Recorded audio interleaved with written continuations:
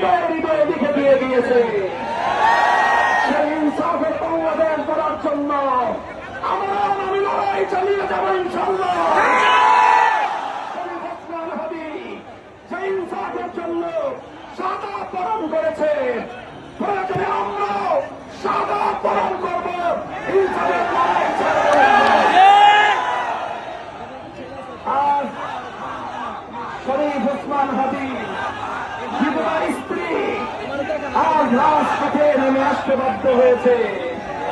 তার দুটো বাচ্চাকে রেখে রাজপথে এসে অবস্থান নিতে বাধ্য হয়েছে শরীফ ওসমান হাদির হত্যাকাণ্ডের বিচার নিশ্চিত করার জন্য। এই পর্যায় পর্যন্ত তাদেরকে নামতে হয়েছে। এটা বাংলার মানুষের জন্য দুঃখজনক একটা ব্যাপার।